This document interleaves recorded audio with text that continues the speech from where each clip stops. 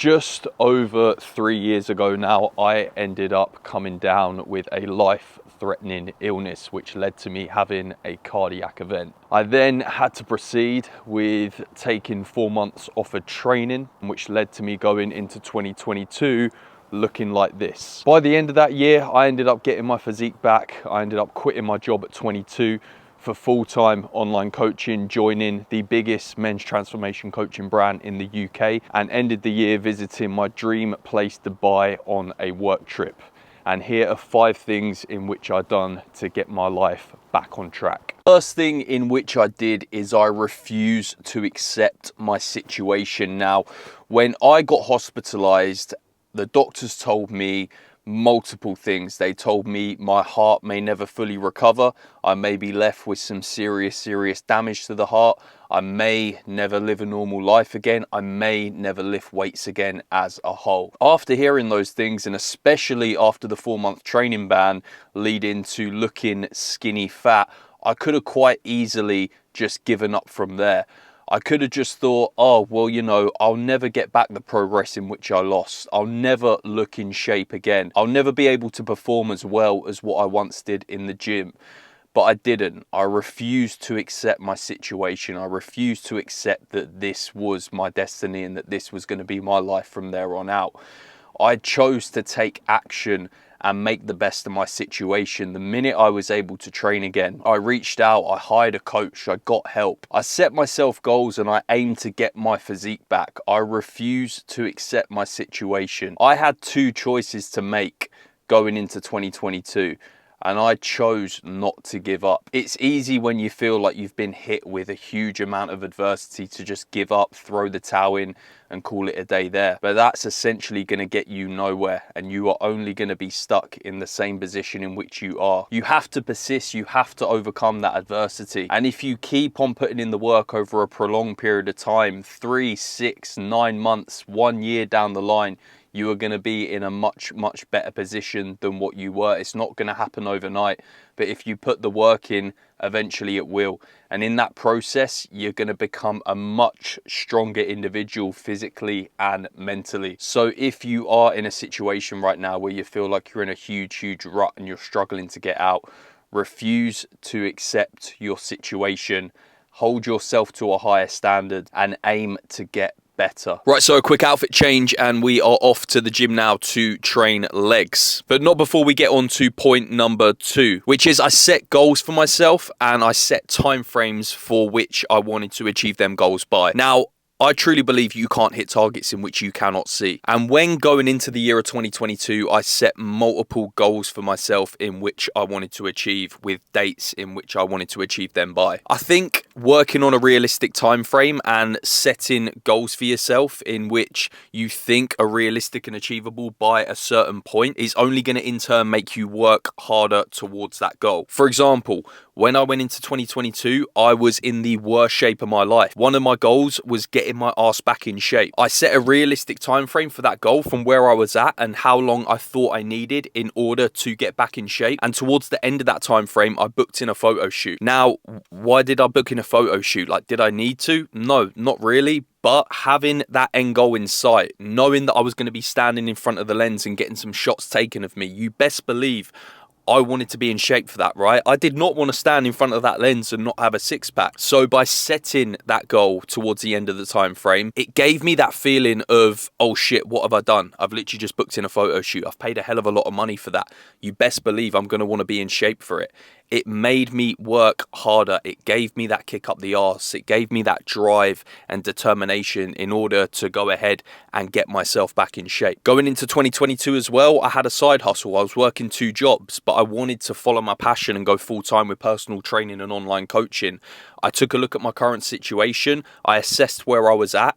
I knew where I needed to be in order to go full time with that, and I set myself the goal with a realistic time frame in order to eventually take that full time, which I did. So when setting goals for yourself, work on a realistic time frame, but by all means set a end date for when that goal is going to be achieved. Like I said, it is going to give you that kick up the arse. It is going to give you that motivation in order to work harder towards the goal.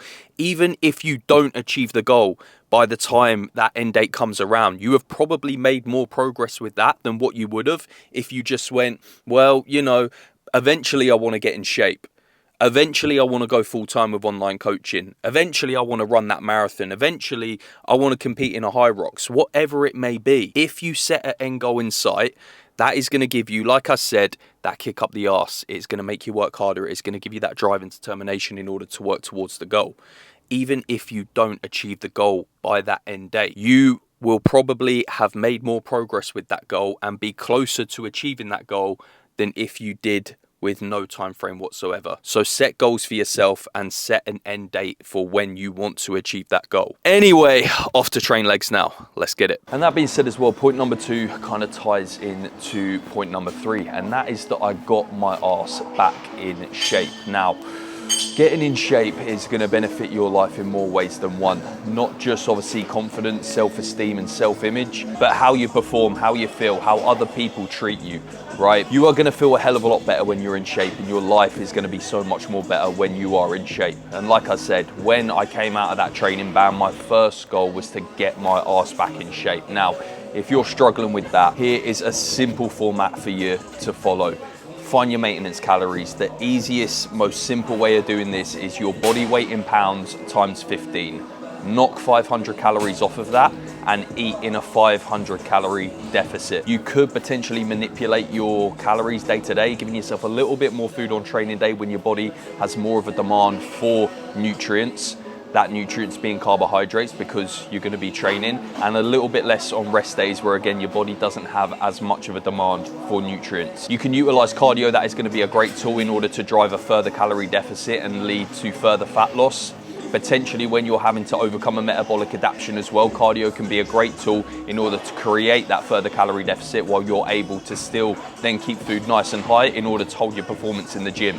That being said, with the gym, training 4 or 5 days a week, trying to hit all body parts twice a week in order to make it more optimal for you to solidify muscle when in that dieting phase. Ensure that you're trying to drink a gallon of water a day, at least hitting a gram of protein per pound of body weight, but I would recommend 1.2 to 1.5 grams of protein per pound of body weight in order to make it a little bit more optimal for you to reserve lean mass throughout a dieting phase, and as well as that, improve your satiation in a calorie restricted phase. And lastly, sleep. Make sure that you are at least getting 7 to 8 hours sleep in order to optimize your fat loss and muscle retention. If you do want expert advice though, and you do need that accountability when it comes to getting in shape, then there will be a link in my bio for online coaching. Now on to point number 4, and that is that I seized opportunity. Now, one thing in which I did when I found out that I was going to be in that 4-month training ban after getting my MRI scan and being told by the doctor you need to take 4 months off training,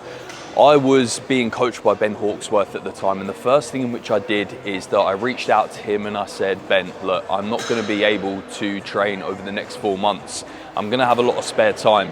Where can I go to invest into my education to become a better coach? Now, I could have quite easily just sat there and moaned and sulked about my situation, but I didn't. I understood that I was in a suboptimal situation, to say the least, but I made the best of a bad situation. I knew that I was going to have a lot of spare time on my hands.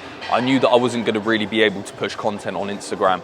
So what I did instead is that I invested into my education, becoming a better coach, learning more about the methodology of how to get someone in phenomenal shape.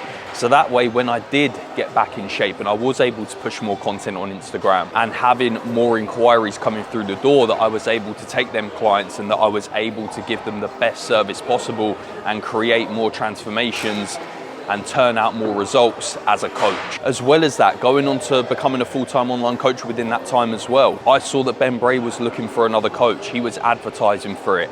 He had 200 people apply for that job. Again, I could have quite easily turned around and thought, I'm never going to get that job, but I didn't.